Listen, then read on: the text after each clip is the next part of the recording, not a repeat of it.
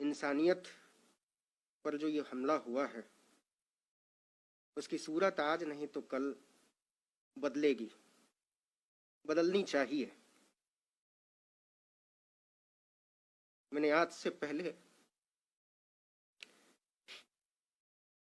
इस देश को इस तरीके से लाशों के ढेर में बदलते नहीं देखा। हम इतने असहाय कभी नहीं थे।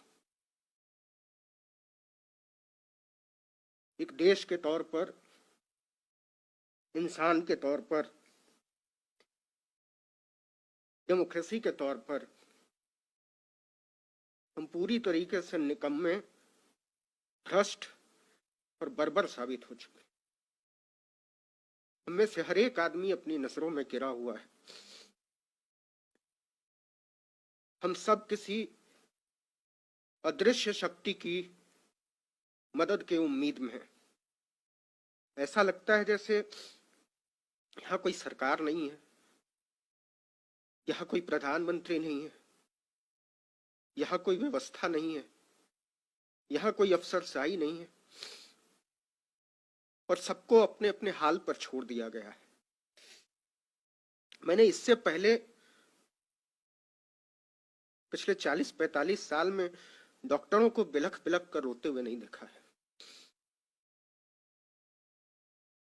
आप किसी भी डॉक्टर से बात कीजिए, वो कहते हैं हमको मेडिकल प्रोफेशन से चिढ़ हो गई है।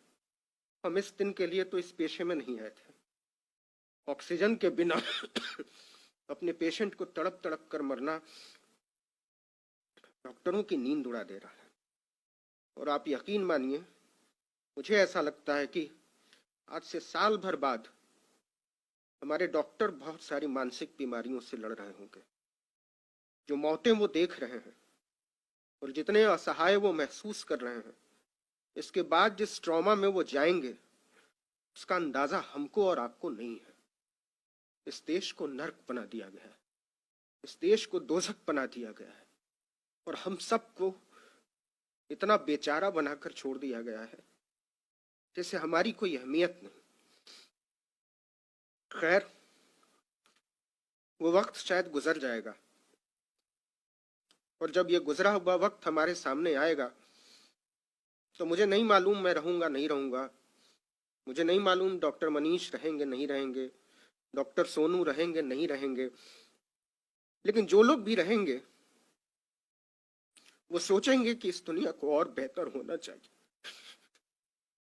वो सोचेंगे कि हमको हमारी आने वाली नस्लों के लिए मंदिर और मस्जिद के झगड़ों से ऊपर उठना चाहिए।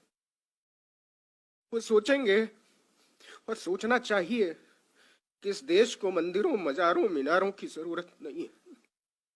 हमको सोचना चाहिए इस देश को अच्छे अस्पतालों की जरूरत है, इस देश को अच्छे स्कूलों की जरूरत है, इस देश को अच्छे मेडिकल कॉलेजेस की जरूरत है, अच्छे डॉक्टर, पैरामेडिक स्टाफ की जरूरत है, दवाइयों की जरूरत है, बिस्तरों और वेंटिलेटर की जरूरत है। ऐसा क्यों नहीं हो सकता कि इस देश के हर मंदिर की दौलत को अस्पतालों के हवाले कर दिया जाए? ऐसा क्यों नहीं हो सकता कि इस देश की हर मस्जिद को अस्पताल में तब्दील कर दिया जाए? ऐसा क्यों नहीं हो सकता कि इस देश में कोई मंदिर तब तक नहीं उठेगा जब तक कि उसके साथ 100 बिस्तर का अस्पताल नहीं बनाया जाएगा, उसके साथ कोई स्कूल अटैच नहीं होगा? हमको सोचना पड़ेगा।